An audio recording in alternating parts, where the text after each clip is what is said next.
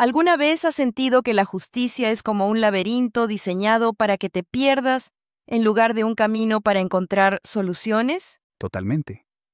Es esa sensación de que sobre el papel todo suena maravilloso, poético incluso, pero cuando bajas a la realidad, te das contra un muro de burocracia, tecnicismos y, a veces, pura ineficiencia. Exacto. Y justo de eso quiero que hablemos hoy, porque estuve revisando un material fascinante sobre derechos humanos, derecho constitucional y penal, y me quedé impactado con la brecha que existe entre la teoría bonita y la práctica brutal, especialmente ahora que, bueno, parece que todo el mundo está en época de exámenes y con la cabeza llena de conceptos. Vale la pena desmenuzar esto. Me parece un tema crucial. A ver, ¿por dónde quieres empezar?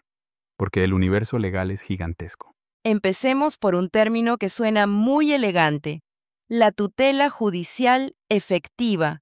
Suena a hechizo de Harry Potter, pero entiendo que es la columna vertebral de todo, ¿no? Es mucho más que un término elegante. Es básicamente la garantía de que el juego sea limpio. Imagina que la tutela judicial efectiva es el árbitro supremo. No se trata solo de tener acceso a un juez, sino de que ese acceso sea real, justo y sin trampas. ¿Y qué implica que sea sin trampas? Porque en el material se mencionaba algo sobre el juez natural. Claro, el juez natural es la base de la imparcialidad. Significa que no pueden crearte un tribunal especial solo para juzgarte a ti, ni ponerte un juez a dedo para beneficiarte o para hundirte. Si el juez ya tiene una inclinación antes de empezar el partido, no hay justicia, hay teatro. Entiendo, o sea, nada de tribunales ad hoc. Pero hay otro punto que me llamó la atención: la defensa. Se hablaba de defensa material y defensa técnica. ¿Cuál es la diferencia real? ¿No es todo simplemente defenderse? No exactamente. Mira, la defensa material es la que haces tú mismo. Si te acusan de algo, tú tienes derecho a hablar, a gritar, yo no fui, o a explicar tu versión. Esa es tu voz directa. Pero la defensa técnica es la que hace el experto, el abogado. Y es vital porque, seamos honestos, el sistema legal es un idioma extranjero para el ciudadano común. Puedes tener toda la razón del mundo, pero si no sabes traducir esa razón al lenguaje jurídico, estás perdido. Por eso es un derecho humano tener ambas. Y eso nos lleva a la ejecución de las sentencias. Aquí es donde encontré un ejemplo que me dejó helado. Se hablaba de las adopciones. ¿Cómo es posible que una sentencia firme no se cumpla? Ese es el drama de la justicia de papel. El ejemplo de las adopciones es desgarrador. Imagina esto. Un juez declara que un niño abandonado es adoptable. La sentencia está firme, todo listo para que ese niño encuentre una familia. Pero entonces, la institución encargada, en lugar de ejecutar la orden, se pone a apelar o a poner trabas burocráticas. ¿Y el resultado? Niños que pasan años, literalmente años, institucionalizados. Niños de 11, 12 o 13 años que siguen esperando porque alguien en una oficina decidió pelear un papel en lugar de pensar en la vida humana. Eso es una violación flagrante de la tutela judicial efectiva. De nada sirve que un juez te dé la razón si el sistema no tiene la fuerza para hacer que esa razón se convierta en realidad. Es frustrante. Y hablando de paradojas, también vi el caso de los adolescentes en conflicto con la ley penal. Mencionaban algo loquísimo. Un chico que comete 4 asesinatos distintos, se le hacen 4 juicios distintos, y al final, ¿qué pasa con la pena? Ah, esa es una de las grandes controversias. La ley para adolescentes suele tener un techo máximo de sanción, digamos 6 años de privación de libertad. Entonces, aunque hayas tenido 4 juicios por 4 crímenes diferentes, si la ley dice que el máximo tiempo que puedes estar encerrado son 6 años, pues son 6 años. Matemáticamente no cuadra para la víctima, pero legalmente es así porque el enfoque es la reeducación, no solo el castigo. Eso es difícil de tragar para la sociedad, ¿eh? Muchísimo. Y ahí entramos en otro terreno pantanoso: la prisión preventiva y la famosa presunción de inocencia. Todos sabemos la frase, inocente hasta que se demuestre lo contrario. Sí, suena muy bonito en las películas. Pero en la práctica, en muchos países de nuestra región, funciona al revés. Culpable hasta que demuestres que eres inocente. Tenemos las cárceles llenas de personas en prisión preventiva, gente que lleva años encerrada sin una condena firme. El sistema, por miedo o por populismo punitivo, prefiere encerrar primero e investigar después. Y mencionaban algo sobre que el legislador le prohíbe al juez dar medidas sustitutivas en ciertos delitos. Eso me pareció peligroso. Es peligrosísimo. Le quitas al juez su capacidad de analizar el caso concreto. Imagina que te acusan de homicidio, pero fue un accidente o defensa propia clara. Si la ley dice, en homicidio no hay libertad condicional, punto, el juez está atado de manos y vas preso automáticamente, aunque luego seas inocente. Eso destroza la independencia judicial y la lógica humana. Hablando de castigos extremos, el tema de la pena de muerte siempre sale a colación. Siempre hay algún político gritando que la va a reactivar. Pero según lo que leí, eso es puro humo, ¿no? Es populismo puro y duro. Jurídicamente, en países como Guatemala y otros adscritos al sistema interamericano, la pena de muerte es un cadáver legal. No se puede aplicar. ¿Por qué no? Si está en la Constitución. Porque hay algo llamado control de convencionalidad. La Corte Interamericana de Derechos Humanos ha establecido candados muy fuertes, y las propias cortes constitucionales locales han declarado inconstitucionales los artículos del Código Penal que la regulaban. Además, el sistema penal moderno busca la resocialización. Matar al reo va en contra de la esencia misma de los derechos humanos actuales. Así que, cuando escuches a alguien prometer pena de muerte en un mitin, te está mintiendo a la cara. Vaya, qué contundente.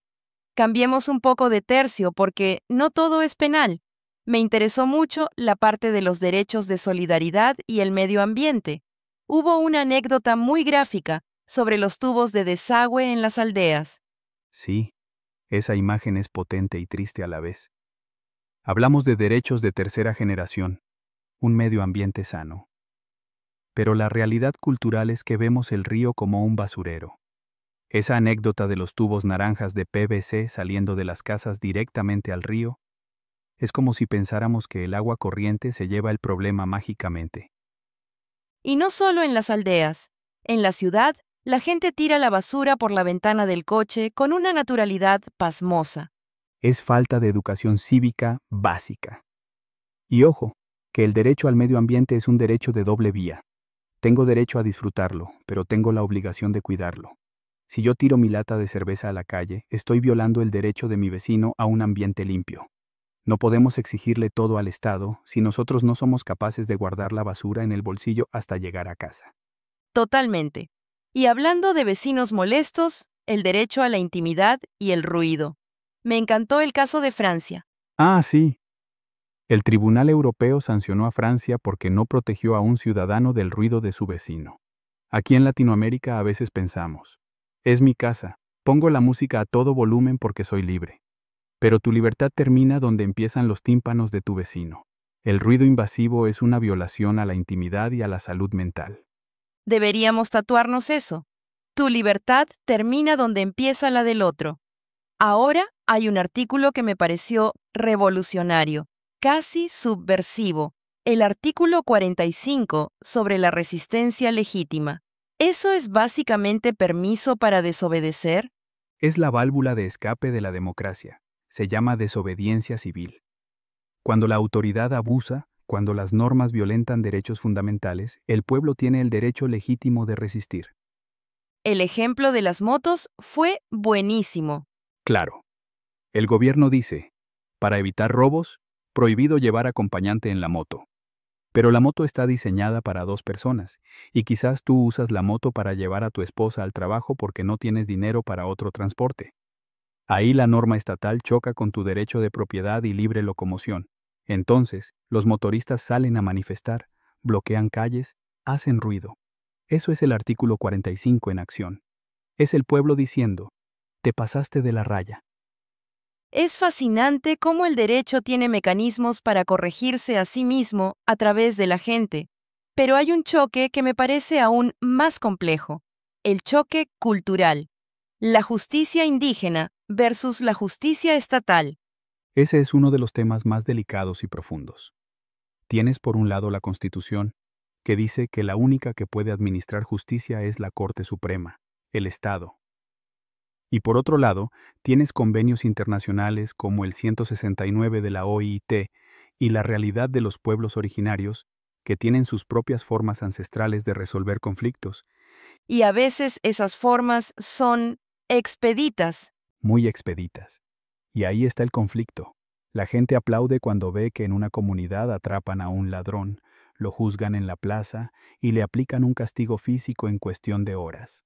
Dicen, eso sí es justicia pronta.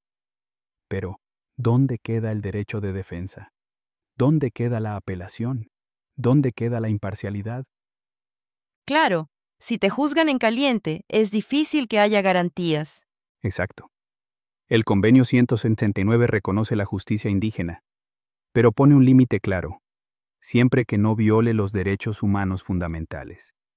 Y el derecho a defenderse o a no ser sometido a tratos crueles es un derecho humano. Entonces, ¿cómo concilias los azotes con los derechos humanos? Es muy difícil. Mencionaban una solución que me pareció brillante, pero que, al parecer, fracasó. Los juzgados de paz comunitarios. Era una idea genial sobre el papel. Imagina, 3 jueces elegidos por la propia comunidad, respetando su legitimidad local, pero pagados y juramentados por la Corte Suprema, respetando la legalidad estatal. Ellos debían juzgar según las costumbres locales, pero dentro del marco institucional. Era el puente perfecto. ¿Y qué pasó? ¿Por qué no funcionó? Por lo de siempre, factor humano y abandono. Primero, los líderes comunitarios empezaron a estudiar derecho occidental y se contaminaron de formalismos, dejando de aplicar la costumbre. Segundo, la política se metió. Grupos de poder dentro de las comunidades querían poner a sus jueces. Y tercero, el Estado no le dio el seguimiento necesario. Es una lástima, porque era la forma de unir 2 mundos que hoy siguen chocando. Es increíble cómo volvemos al principio. Buenas ideas, malas ejecuciones. Es la historia constante del derecho. Tenemos leyes de primera, pero a veces realidades de tercera. Para ir cerrando, me quedo con una sensación agridulce. Tenemos un sistema de garantías robusto, tutela judicial, derechos civiles, económicos, de solidaridad, pero la aplicación depende tanto de la cultura, de la educación y de la voluntad política. Así es. Pero no te quedes solo con lo malo. El hecho de que estemos discutiendo esto, de que existan tribunales internacionales, de que la gente salga a protestar cuando les prohíben usar su moto o de que se debata sobre el medio ambiente, significa que el sistema está vivo. La justicia no es algo estático que está escrito en un libro viejo, es algo que construimos todos los días. Tienes razón. La justicia es un verbo, no un sustantivo. Hay que hacerla. Me gusta esa frase. Y hay que recordar que la educación es clave. Desde no tirar la botella al río hasta entender que el debido proceso es para todos, incluso para los que nos caen mal. Si no defendemos los derechos del peor de nosotros, los derechos de todos corren peligro. Gran reflexión para terminar. Bueno, espero que a los que nos escuchan les haya quedado un poco más claro este mapa del laberinto judicial. Y para los que tienen exámenes la próxima semana, ánimo ya de estudiar, que la teoría es el primer paso para cambiar la práctica. Mucha suerte a todos. Y recuerden, lean la letra pequeña, cuestionen y sobre todo, sean ciudadanos activos. Nos vemos en el próximo episodio. Hasta luego. Adiós.